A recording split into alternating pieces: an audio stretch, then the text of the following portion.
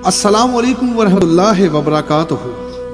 Social media के दोस्तों के लिए आज जो मैं पैगाम रिकॉर्ड करवाना चाहता हूँ, ख़ासकर मेरा पैगाम आज राणा सनाउल्लाह के लिए है, जिनकी तरफ से एक नोटिफिकेशन जारी हुआ जिसमें वो कहते हैं कि दाइश और अल-कायदा और तहरीक लब्बैक की तरफ से इमरान खान अगर मार्च करते तो उन पर हमला हो सकता है। इसका मतलब आपने तहरीक लब्बैक को दाइश के साथ मिला ही दिया आखिरकार।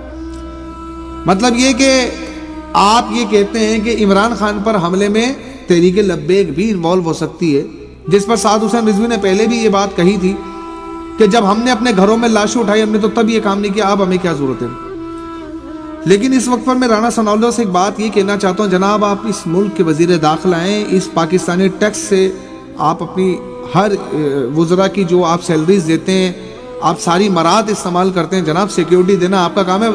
धर लो ना, अगर तहरीक लब्बैक भी है तो आप क्यों नहीं पकड़ रहे? आपका सिक्योरिटी सिस्टम इतना नाकिस क्यों कि आप नोटिफिकेशन जारी कर रहे हो? जब वो बाहर के मुल्क देख रहा होगा वो कहेगा तो अपने लोगों की हिफाजत नहीं कर पा रहे तो ये दूसरों की कहां से करेंगे?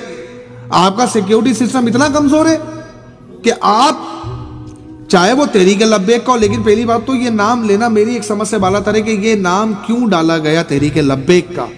इसका मतलब ये है कि हजूर के दीन को तख्त पर लाने से रोकने की एक और कोशिश की जा रही है कि जनाब ये दहशतगर्द जमात है। पहली बात तो मुझे ये समझाइए कि इमरान खान पे तहरीक लब्बैक हमला क्यों करेगी? आखिर इसके पीछे रीजन क्या है? क्या तहरीक लब्बैक दहशतगर्द जमात है? क्या तहरीक लब्बैक ने कोई ऐसा काम किया आज से पहले जो आपको लगे? अगर आपकी गवर्नमेंट नून लीग में तहरीक लब्बैक निकली तो याद रखना आपके ही वजीर ने जाहिद खान ने खत्म नबूवत के बिल में तरमीम की, जिसकी वजह से अल्लामा खादिम हुसैन रिजवी बाहर निकले। फिर फराज, फिर हॉलैंड और फिर नूपुर शर्मा गुस्ताखियां रोक नहीं पाते, अपने लोगों को दबाने की कोशिश करते हो। मुझे हमेशा अफसोस से एक बात कहना पड़ती है कि यार मर के कब्र में जाना है, क्या मुंह लेकर जाओगे आप रसूल अल्लाह के सामने? ऐसा क्या आपके पास अमालनामा है जिससे आप इतने कॉन्फिडेंस में हो? कितना जियोगे? राणा साहब आप बड़े हकीम है, मान लेता हूँ, लेकिन याद रखना उस रब के हाथ में जिसके हाथ में हम सब की जाने है ना, वो बड़ा ताकतवर है।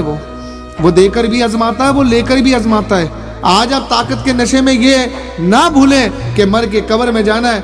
रसूल अल्लाह ने मुंह फेर लिया तो कब्र के अंदर गज पड़ने, वहां कोई ताकत कोई चीज काम नहीं आनी है, वहां तो दुनिया का एक एक हिसाब हो जाना है।